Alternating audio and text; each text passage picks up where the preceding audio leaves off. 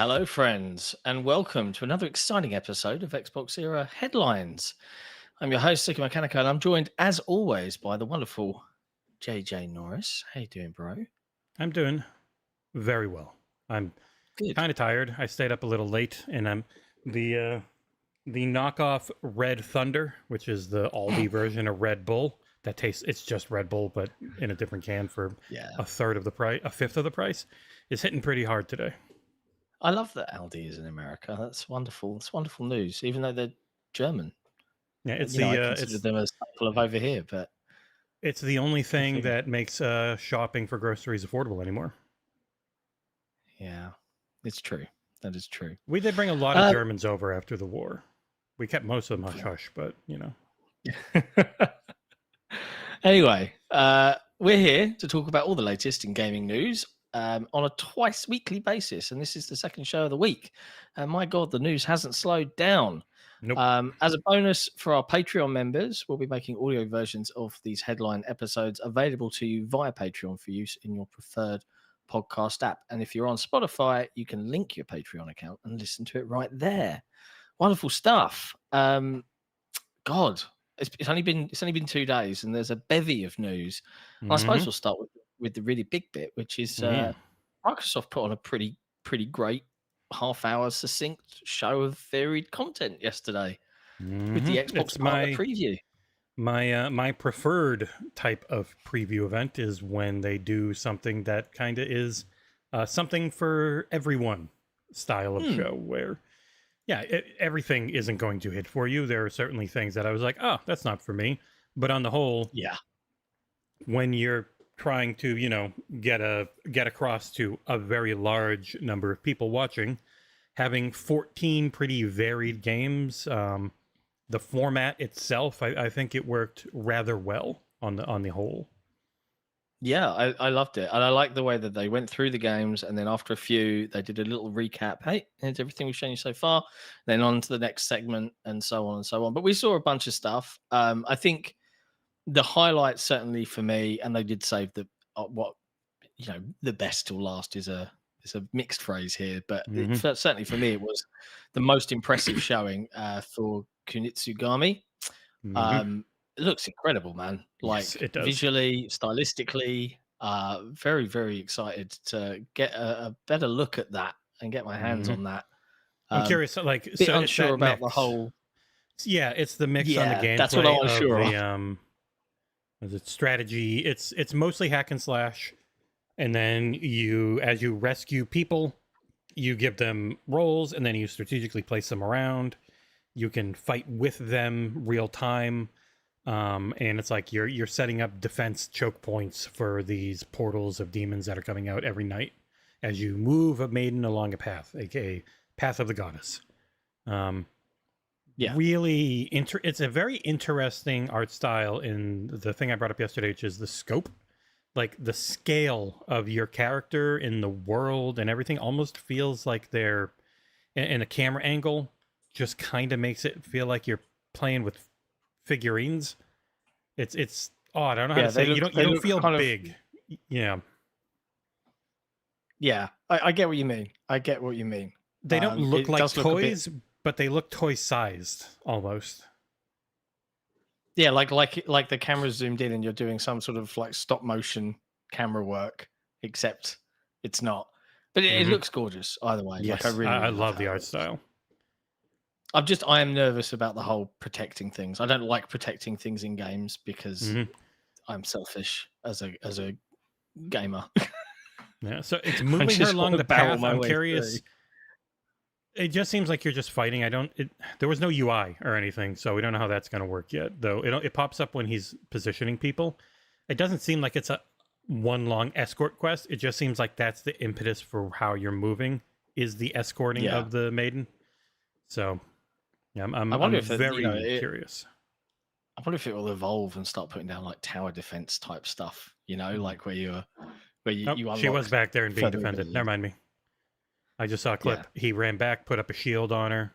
Okay, so she's in the very back, and you're trying to keep stuff from getting to her. So it's essentially it real is time chess. like it is a version of oh Christ, Kingdom Rush, where you've got the Mm. path and you've got to keep the Zerg from friggin' getting through the path and getting through it. Instead of getting through, it's beating her up, I guess, in this one. And then get her through successfully. She does a little dance, unlocks the next area, off you go. Cleanses things. It's wicked. Like, congrats on Capcom for a really unique looking and wonderful IP.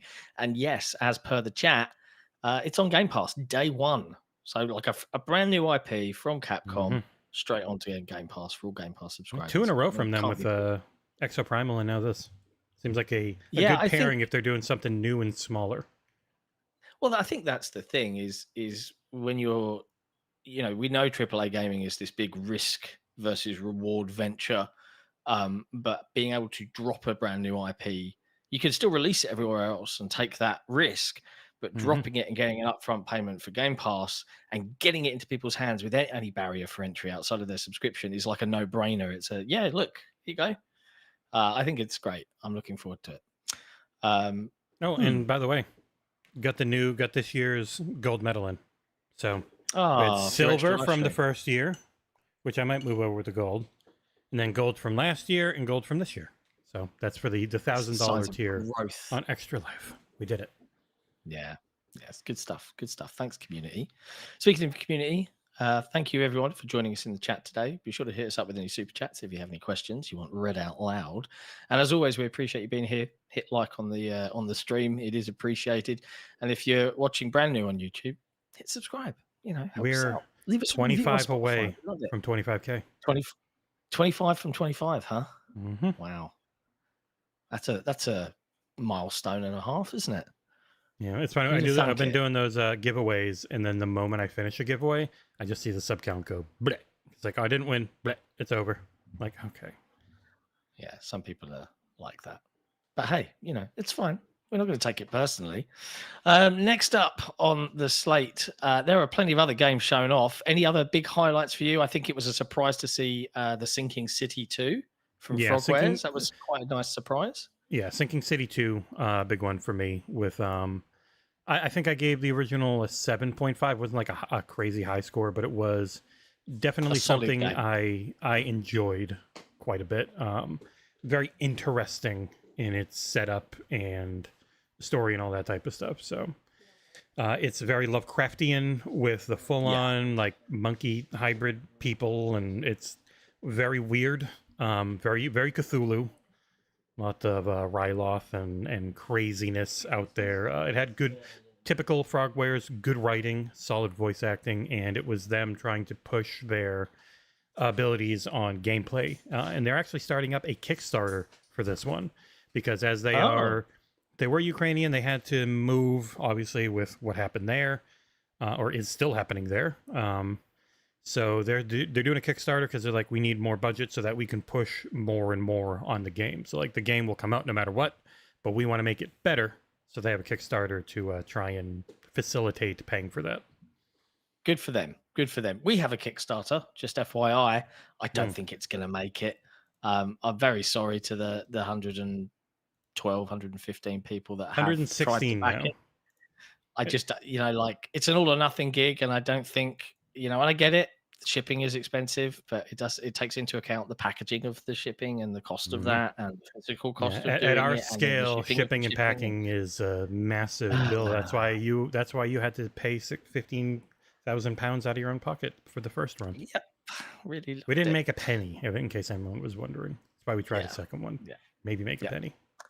Never mind. But if you're watching right now and you do want to back it, or you backed it and you really want it to succeed, spread the word, because otherwise, that's it. It's over and done with, and we won't be making another attempt until 2025 for the 360 book. But there you go.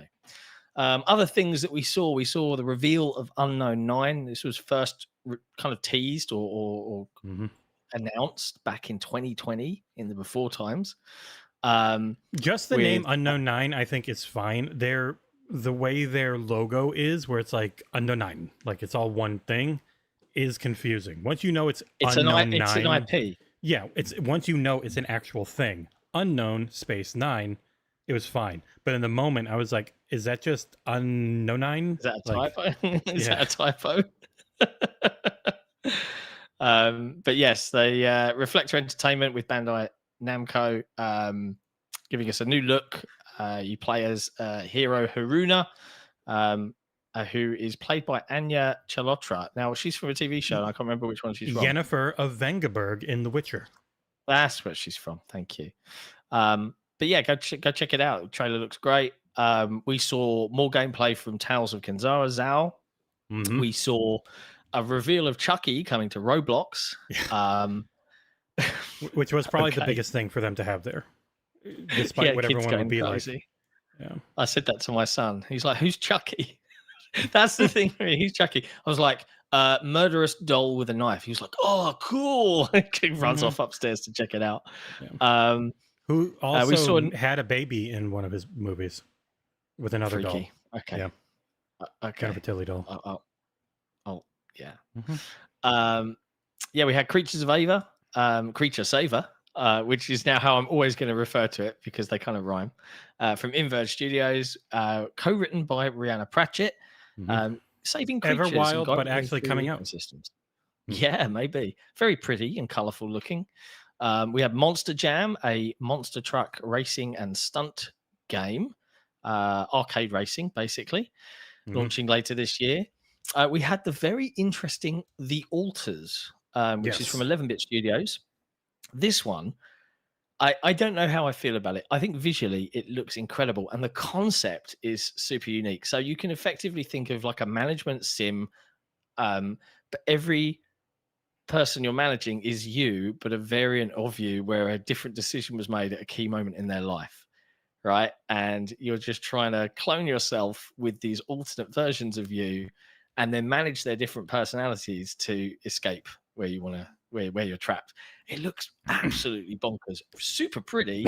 But that management side of things, I get really stressed with stuff like that. I'm like, oh, I don't know. Yeah, I'm keen. But so it looked like a mix where you've got the management side of things and then you've got like an exploration side of things. It is fun that people immediately like, oh, it's a Strand game just because it was a guy in a suit walking around. It's like, no, the Strand game thing he made was literally asynchronous multiplayer where you influence a world and you can build stuff and other people can go. That's the Strand thing. It's just an exploration thing. I highly doubt it would be cool if it had asynchronous multiplayer. It's always fun to have extra little things like that, but it definitely just seemed like a single player. You explore, probably gather resources or do light quest stuff, and then you go back and you've got your inventory to try and survive in your really cool looking weird circular house. Yep. And it's coming to Game Pass, The Alters. Straight onto Game Pass from 11-Bit Studios. They were cooking, man. Could see Cheeseworks in the chat. 11-Bit is cooking with gas. Yep. That wasn't the only thing that they kind of showed off. They showed off more Frostpunk 2, which again is coming to PC Game Pass on July 24th. We had a new announcement with Sleight of Hand, which is from developers Riffraff Games. It's a cinematic trailer, so we didn't get a full look at actual gameplay here. But this is a third-person stealth game where you infiltrate your old witch coven using a cursed deck of cards. So expect plenty of noir and things of that nature. What else? And that one's Game Pass. Yeah, is that one Game Pass? I think so. I think it was one of the 5. Wow. There were 5 Game Pass games and then the expansion for Persona that's on the thing. Also, I will say, Final Fantasy XIV, its starter edition, do not use it until you have beaten all the free content because you cannot go back. The moment you use the starter edition, you then have to pay to play the game. You can never go back to the free trial. So it is a poison pill designed to trick you. It's always been like that. It's the exact same thing on PlayStation, like and PC. But they are very strict with their account system. The moment you go from free trial, which can get you like 200 hours worth of game time with unlimited play, you don't have to pay to play. The moment you pay, from that point on, you have to pay to play forever because it's a subscription game. Go figure. Ugh, yeah. Anything that feels like another job, nah, I'm out. Okay. So we had the expansion pass for Persona 3 Reload. Looked really weak. It's an expansion pass that's some background music, some outfits, and then an actual piece of game content to play. Yeah, and these are all like free with your Game Pass Ultimate subscription Perks. type things. So yeah, perks is a better way to describe it. And then lastly, we had the Stalker Legends of the Zone trilogy, which Shadow dropped straight onto the store. That was kind of spoiled beforehand by Yeah, PlayStation Store. in Japan it was listed, and people were like, "Oh, it's only on PlayStation." It's like, no, it'll be on everything. Yeah, But also, I have it. I talked to him before for Stalker 2. And it's like, oh, hey, could I get one of the original trilogy codes? And I'm gonna play tomorrow on stream. nice. We'll keep an eye on the Coffee with Cabeza streams for that one. And then we had, I think, the last trailer that we haven't talked about, which was First Berserker Kazan, based on the Dungeon and Fighter universe. It looked Soulsy, but it also looked a little bit unsteady. The frame rate was a little bit. It looked iffy at early. points, wasn't it? It looked like it was But very not in the cool. polish stage. Yeah, it's I am very curious because a lot of things look like that lock-on action combat that everyone calls Souls. I'm always curious how much of a From game is it going to actually be? Is it just, oh, you have a currency that you get every time you kill someone and you drop it if you die, and there are checkpoints that will respawn all the enemies, because that's the very most basic parts of a Souls game. But the thing that makes them super difficult is how obfuscated they are. Like you don't know There's no how guidance. you don't know how anything works. You don't know where to go. It's mostly just about how good is the level design. From are great at it, so it's normally quite good. Others are not, and it just ends up being these very square arenas with very strict paths, and it's just boring as shit. So that is the big thing. It's not just the action. Liza P hit because their level design was so good, and their world was interesting, and the writing was good.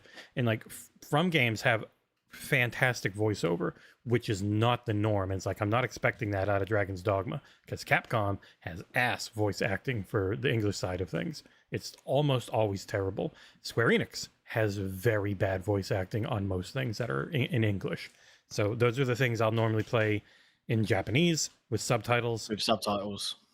But From's thing, and it always gets just mixed up in this, oh, they're just hard. It's like, well, no, they're brilliantly made games that are hard for a reason, because their worlds are super oppressive and dour, and it just goes with that. So if your world isn't that, you shouldn't really push it. And I think that's kind of like what Liza P did, where he was special, and you're not normally special in From games, really. So it wasn't nearly as difficult. It was just more skill-based and less, whatever. I could rant about the From Souls, and people like putting Born in there. There's one Bloodborne game that's not that different. The Souls From stuff, I think people dismiss too many games because it looks like those, and sometimes you just give them a try if they're on Game Pass, really. It's a lot of money to just throw out something otherwise. Yeah, I mean, I'll always give something a try, especially if it's on Game Pass. Like I tried Liza P, I kind of bounced off it, but don't judge me, gamers. All right, I like what I like, and that's about it, really. But yeah, that's everything that was shown off at the Xbox Partner Preview. You got to think they hit us with a developer direct in January. A month and a bit went past. They hit us with a partner preview in March. We've got 3 months till summer's June showcase, right? So, and often they do an ID at Xbox show before then too. So and we've got loads of little games that I'm still waiting to hear more on this year, like the Plucky Squire. Oh, who? You were waiting to hear more on this year. Oh, sorry. Come on now. But yeah, Plucky Squire, I need to know more about that. Need to know more about when games like Harold Halibut are coming out. All of these other little Game Pass releases. I'm just like, come on. There's give me a lot of them. I'm really interested in Flintlock Siege of Dawn. The third-person action melee one. That was supposed to be last year, got delayed to this year. I don't know that it has a date yet, but very, very interested in that one. There's also Erebon Shadow Legacy. I'm curious if Erebon Shadow Legacy gets a Game Pass deal again, because they were with Raw Fury, and Raw Fury was a publisher who had the Game Pass deal. Now they're no longer with them, so I'm very curious if they still get to do that. Oh, interesting. Yeah. Yeah, I'm And seeing the PS chat calling out replaced. all sorts of games. Yep. Replaced, little kitty, big city. I am all over that one. I played the shit out of that demo on stream. I played everything I could in it, and yeah, it is a cat game. It is a cat RPG compared to Stray, which was a robot game where you just walked around as a cat. Yeah, I tried Little Kitty Big City at Gamescom last year, and it was good. It was good. Yeah, like, man, there's just so much good stuff coming out this year. This year for me is more like than 2023 is. Like, and I know everyone loved 2023 majoritively for gaming, but yeah, this year there's loads of little games coming out, and that's what I want in my life. Yeah, there's when I go over, there's still like 40 things that have dates. There's Flock, Botany Manor, 33 Immortals, got Bounty Star, which is the one you and Nick had never heard of, where it's like a mech. Yeah. Little mech game. Dead Static Drive, Dungeons of Hinterberg. Ghost Bike. Do you remember Ghost Bike? Yeah, I do remember Ghost Yeah, I think Bike. it's Annapurna Interactive. It was at one of their showcases. That one is coming this year. Magical Delicacy. Nirvana Noir. Yeah. Pigeon Simulator. Pigeon Simulator is coming. You can be a pigeon. I'm going to be so busy. I love it. Towerborn. Way to the Woods is the one that no one knows. Like, it got shown 6 years ago or something, and it's never really been seen since. That's the deer one, isn't it? Yep. Yeah. Marauders, Routine, She Dreams Elsewhere, Bushiden. There's I didn't name all of them. Haunty, like Commando's Origins. There are so many games listed for this year that we don't know the date on yet. It's gonna be nuts. It's gonna be a good year, folks. It's gonna be a good year.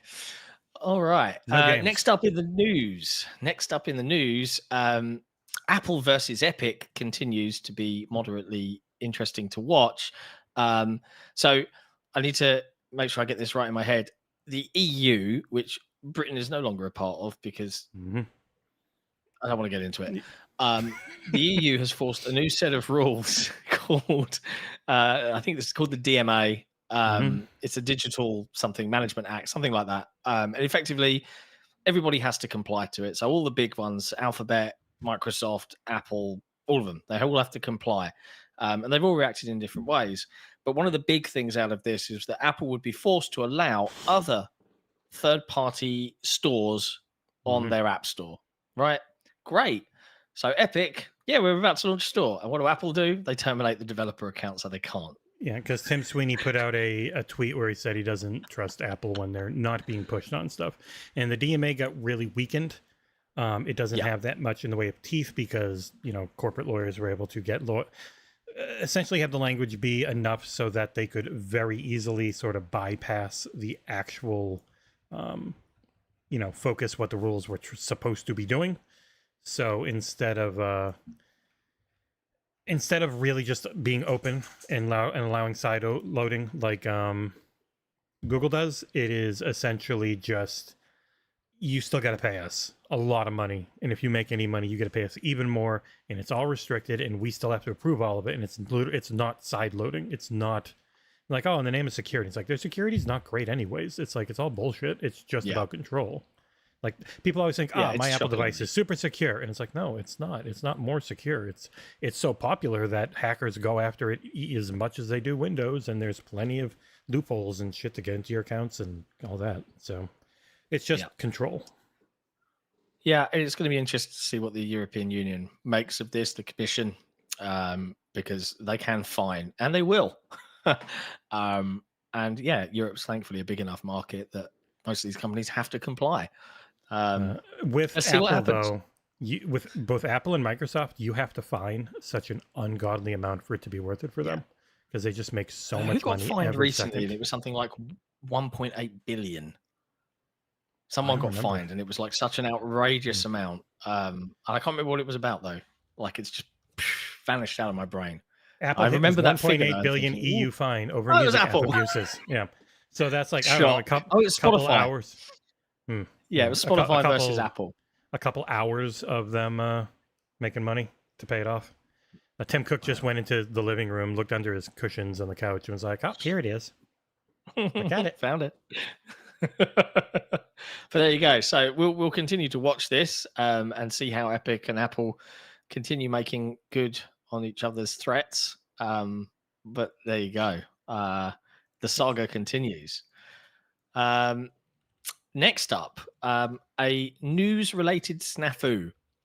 An article went out yesterday, I think, with an interview with Hamaguchi, the director of Final Fantasy VII Rebirth, talking about the trilogy being confirmed to be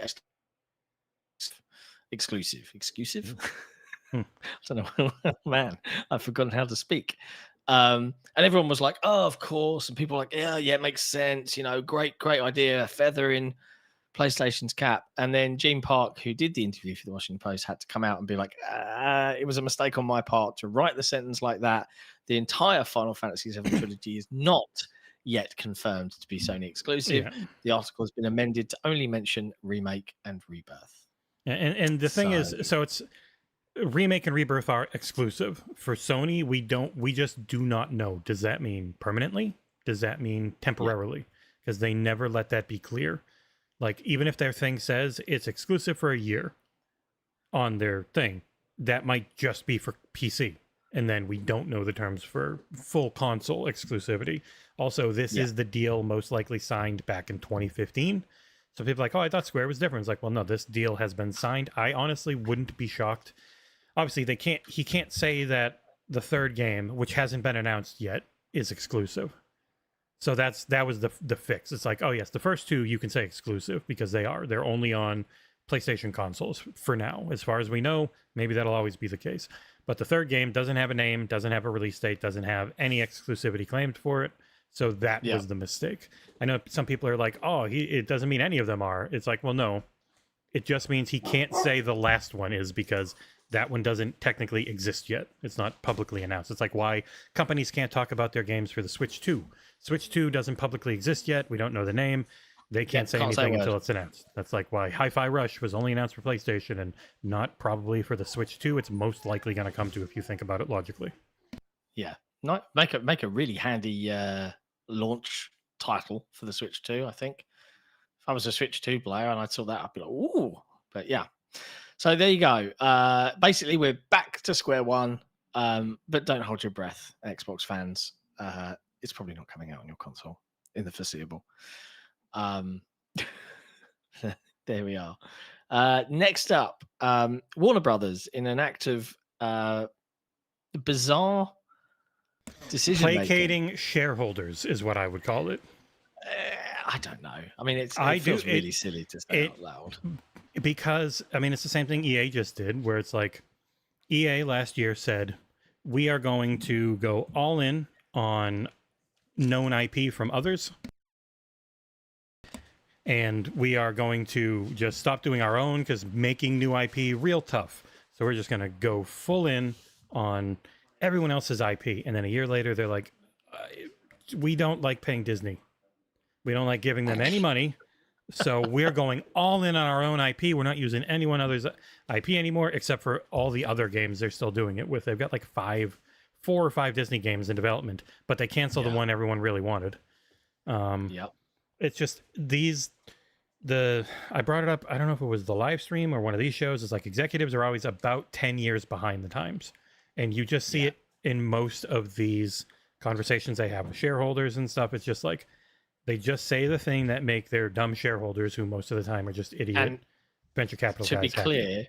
For people listening, the dumb thing that they have said, because we just dive straight into it. Mm-hmm. The dumb thing that they have said is following a very, very successful Harry Potter game that was a one and done standalone AAA RPG monster. 22 million copies or something in the US. Best-selling game of 2023, I believe.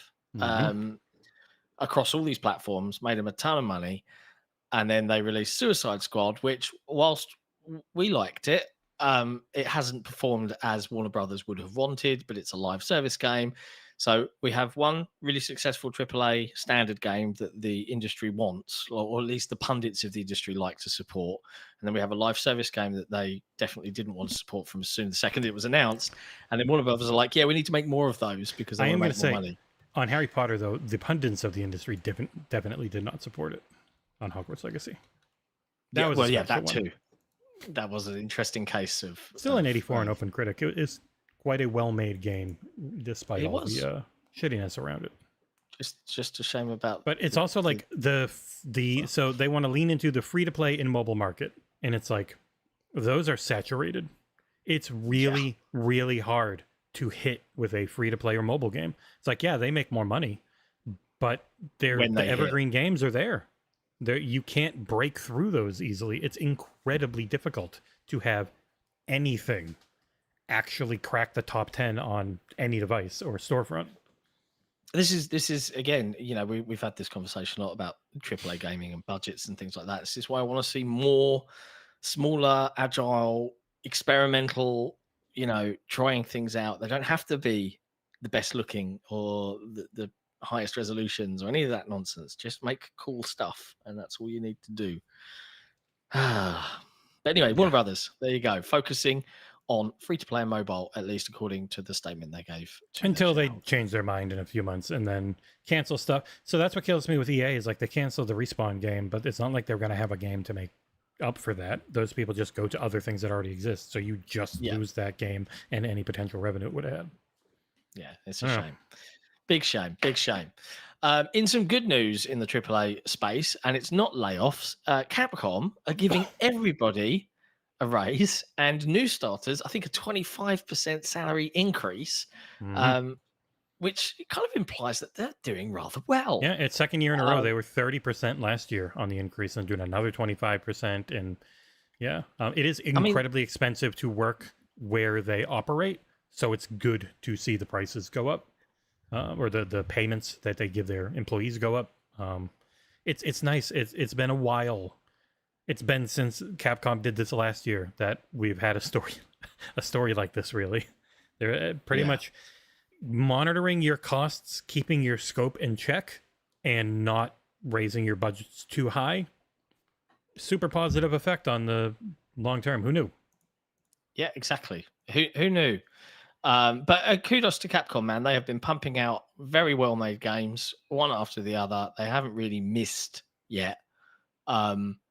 And they're leaning in, and this is the thing, they're leaning into what they are loved for.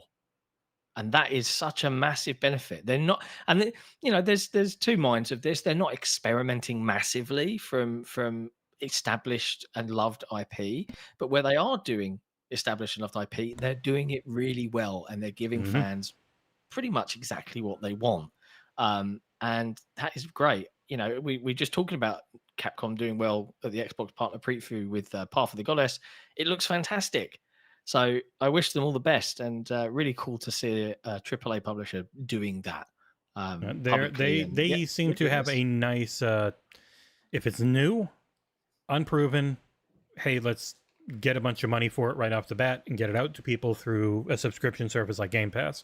If it's bigger, then and they've got their marketing deals already locked in with PlayStation, then it's like, just don't go crazy with the cost. We have our own engine. We're not paying engine fees, which is also a thing a lot of people I don't think about when they say everything should be Unreal.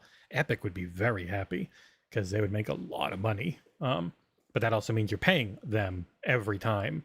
So having their RE engine, you have costs in developing and maintaining and all that stuff, but it just becomes this tool set that you get really good at using, and they have. Like, their games look and feel really, really damn good compared to where they had a couple generations ago. Yeah, I love it. I love seeing it. I love seeing game publishers doing well. It is really cool to see in the current climate.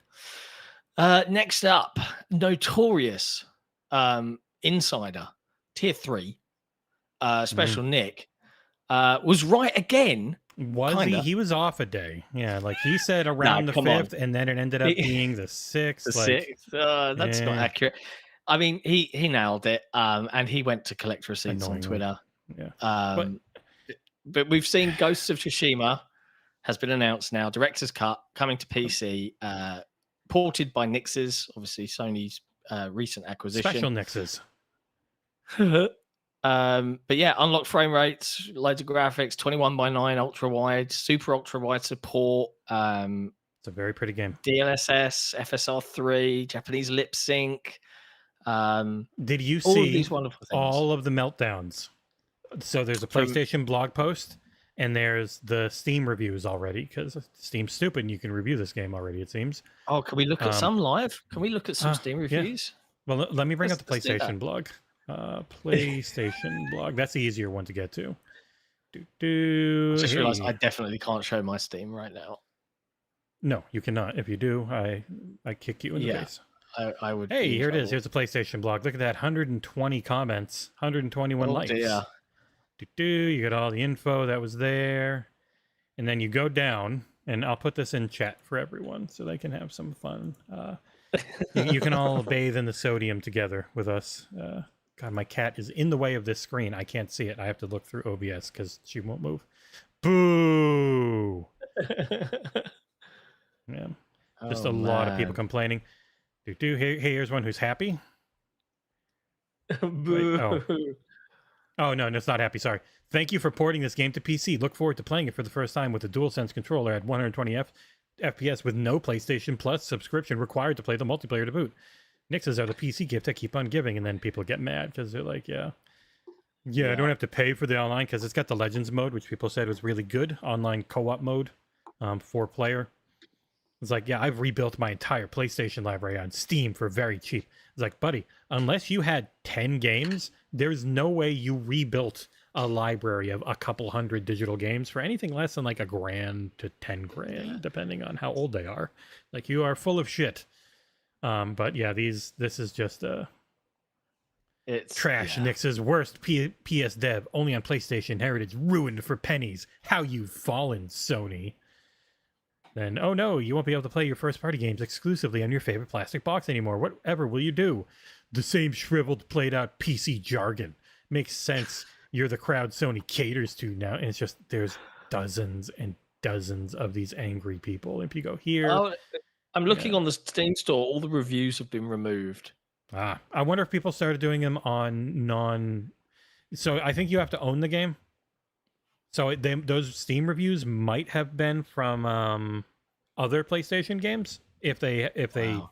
yeah. Oh, okay. No, there are some from curators. Oh, okay. So it's recommended.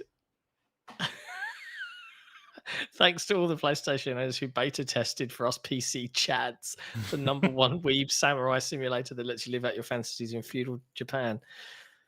Wow, former PlayStation, like PlayStation fans are basically where Xbox fans were back in the Quantum Break era. Of you just have to jive. PlayStation cares more about PC than us. I'm surprised people haven't lost their shit that Frostpunk isn't on Game Pass console day one, but it's like also smaller dev. Really big sequel for them, nailing it on the main platform for strategy games like that are, it's PC. That's why Our History Untold is there. Smaller team trying to nail it on the main platform for the game anyways.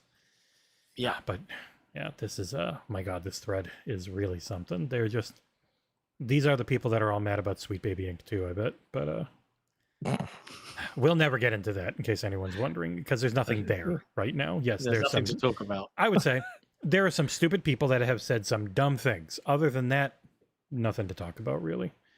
Yep.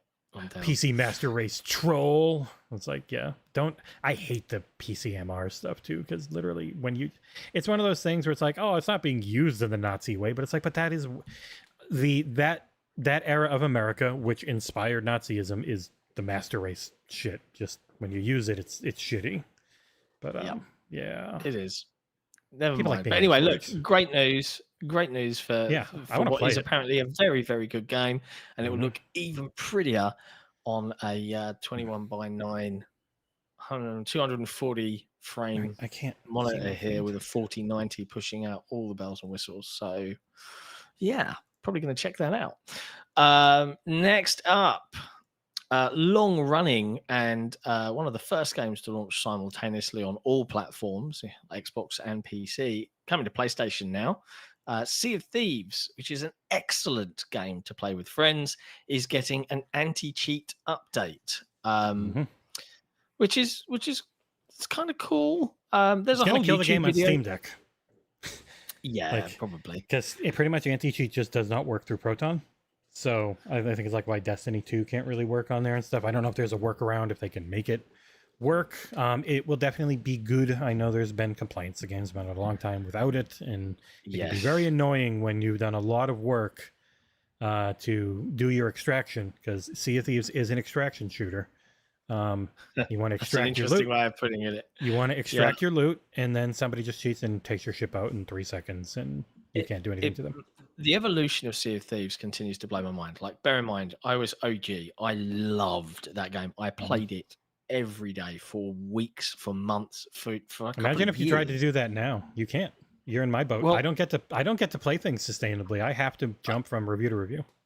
I know, right? I've already experienced that as my friends have ground Skull and Bones out, and I've just been left to the wayside after being in the lead for a fair while, and they quickly caught up and overtook me. But Sea of Thieves, in the old days, you had to go somewhere, pick up a thing, put it down on the thing, go do the thing, then take all of the stuff back manually one by one, and then drop it off and cash it in. And it was like if you had a 10-hour game session, 3 hours at the end of the night were delivering all your loot. And it was insane. Like, I have memories, vivid memories of it being like 3 in the morning, and I am like falling asleep, PC pad in hand, and I'll wake up and my character is just walking into the wall, like holding a chest of loot or whatever. And I'm like, God. But nowadays, now Sea of Thieves is all like, yeah, here it is, easy mode. Like, I remember having to take forts, and you would run out of ammo, and the ship would spawn like one island over and come for you again, and you'd just be like, I've just used everything. You were just throwing bad language at them. It was the hard Sounds mode, miserable. and it was great. It was really challenging, but yeah, it's a brilliant game, and I hope it does very, very well on PlayStation, to the point where we can get a Sea of Thieves 2 with all new interactions and things like that. I mean, I don't curious, think they're going to do it, Could but I they want it. rebuild it? It's on the GDK now. So like, can it just keep getting more without getting too big of a footprint? Because that's what always hurt Destiny, but this game's not nearly that big level wise. Like, there's just a lot of open sea. You don't have to worry about that breaking generally. It's the islands and stuff. Like, can they World of Warcraft Cataclysm it and just redo the entire world for a relaunch essentially? Like, yeah. I don't know. I mean, if they did something super interesting like that, where they changed everything because it's live service, and hey, here's effectively it's Sea of Thieves 2, but it's within your original. I don't know. I don't know what the rules are, but I do know that the like the ship limit per server is quite small comparatively, in terms of, like, it's not actually limited to ships, it's limited to players, but you can only have really like a max number of ships at the same time. So like, you'd only ever have in this massive open sea like 4 other ships, and it's like, oh, that feels a bit rubbish, because some of the most epic moments are when you encounter other crews and do crazy things and face off against each other. But they also have to still support Xbox One. Now, do I foresee a world where they'll cut support for Xbox One? I mean, when we say it's launching on PlayStation, is it launching just on PS5, or is it launching on PS5 and PS4? I'm curious. Look I at their haven't store looked at listing, that. should say. Sea of Thieves, PlayStation.com. But yeah, like, I would love to see the evolution of the game. Like, I'm still hoping for a frozen area, like we had the volcanic area introduced midway through the game's life. Like a snowy area would be cool. All sorts of new things to do. It is PS4 too, according to Chair Walker in the chat. Okay, yeah, so it's got things listed for a PS5 version only, the DualSense support. It'd be best to play it on PlayStation now, damn it. Unless you just use a DualSense on PC. I can't. I understand the haptics are cool. They feel nice. They can be immersive. I think the trigger stops suck. I just feel like I'm going to break it every time. But that controller makes my hands hurt. Because I've used my son's PlayStation 5 a little bit. Not a lot, because every time after half an hour, my hand feels like it's going to break. I have very big hands. That might be why. I don't know. I can't do symmetrical sticks, man. But yeah, like, congrats to all the PlayStation players to get to enjoy Sea of Thieves. It is a fucking great game. Sad news. Sad news. After 21 years, Warner Brothers have shut down Rooster Teeth. I mean, I have to admit, I only have fond memories of Red versus Blue. I didn't really watch anything else from Rooster Teeth in terms of what they did, but it is fair to say they pioneered some of the first kind of digital entertainment in terms of what we are all doing today, right? I think Rooster Teeth were, as an idea, were first out of the gate, right? So it is kind of a sad end of an era. But they also grew massively, and like I don't know any, like I didn't watch any of their stuff, so I'm not like, oh no. But Red versus Also, Blue, it's the real last quick, time. PS5 only on Sea of Thieves. Cheer Walker was wrong. I looked it Walker, up. oh, he Yeah. said he was wrong. There you go. The only thing Yeah. I remember with Rooster Teeth, and I was shocked to find they have like 150 employees, because I don't think I've ever personally watched anything from them except for one segment where they were all wearing Fallout Pip-Boys and making fun of Jeff Gerstmann because he gave the game a 3, I think, because it was very buggy at launch. And they were like, how could you only give it a 3? He's like, well, because it was really buggy. He's like, I really liked it. It was fucked up. It wasn't running great. And they had literally had sponsored Pip-Boys on their hands. And that's all I remember of Rooster Teeth. But it is very sad when that many people lose their jobs. I also know that they've had a lot of controversies over the last few years. Like, it's been workplace incidents. That's how I'm going to phrase it. But yeah. It was always one of those things I heard of, and I didn't know what it was. And you never I watched any Red versus Blue? I heard of it. I've never watched it. Wow. No interest. Some of those were classic. Yeah, I looked at some of them. I was like, this is all right. But I didn't stick with it. But it was always one of those things I heard of. And then whenever I'd look at it, I'd be like, I don't get it. But they were super successful for a long time. So yeah, I know lots of people that make Halo Machinima now, that because of growing up with Red versus Blue, like back when Halo CE, Halo 2 were a thing, you know, Bungie would invite some of the Rooster Teeth guys into, like, I think they've got some voice lines in Halo 2 or Halo 3. I think it's Halo 3. You know, like on Rat's Nest, if you go to the level and you go to the door, you hear 2 Marines arguing, what's a password? But yeah, from its time, but it's the end of that era now. Rooster Teeth getting shut down, 21 years. I hope everyone there that isn't an awful person lands on their feet and get something new. Anyway, that was the sad news. Let's end the news on a really high note, because holy shitballs, Fallout's new trailer is fucking incredible. I have I got a press release I can read to cover it. I didn't know if it was worth. I don't know if we were going to do a news piece for it. It's literally just set in the world of the best-selling global video game franchise. The Fallout cinematic trailer, which maintains the game's expansive world building and signature dark humor, sees vault dweller Lucy, played by Ella Purnell, struggle to adapt to the twisted and dangerous world of the irradiated wasteland. It offers the first glimpse of Moldaver, played by Sarita Chuduri, and Ma June, played by Dale Dickey. There you go. I don't know if I can play this trailer, but I'm going to do it anyways. I'll blur it if I have to. Okay. Just part. It's just going to be playing behind us, not the whole thing. Yeah, okay. That's fine. I'm sure we'll get away with it. I mean, there's lots of things I want to say. I think this looks brilliant. It looks funny. It looks like it's totally evoking what the games are at their heart. It isn't throwing out the baby with the bathwater or anything like that. They are keeping what the franchise is fully intact in tone, in humor, in grimdark, all of it. And the budget looks absolutely bonkers for it. Mm-hmm. This was one of the shows that got in before Jeff Bezos was like, hey, why are you guys spending so much money on all these TV shows? Me and my dick ship need to go to Mars. But didn't he also want to spend like $1 billion on Lord of the Rings because he's a complete Lord of the Rings nerd? They signed a contract that says they have to give that show that budget. They couldn't have it without it. So that was the Lord of the Rings thing, essentially. Like, I'm pretty sure, yes, you can do this show. It can't be cheap. You're going to accept paying like $200 million in a season or something ridiculous. Wow. I mean, I love it. This is from the Westworld folks, the Christopher Nolan, Lisa Joy. Yeah, Jonathan Nolan. Not Christopher, Jonathan. American sounding Nolan and Lisa Joy. They've made a bunch of stuff I really liked. I'm still very sad we don't get the final season of Westworld. Amanda, god damn it, hold on, tax guy. The perils of a live show. I don't know about anyone else though, but when I see this and the quality of it and the looking of it, and then I think it about feels the other prestige.